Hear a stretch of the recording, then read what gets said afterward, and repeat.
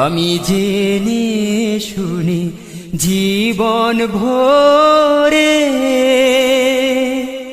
দোষ করেছি ঘরে পড়ে,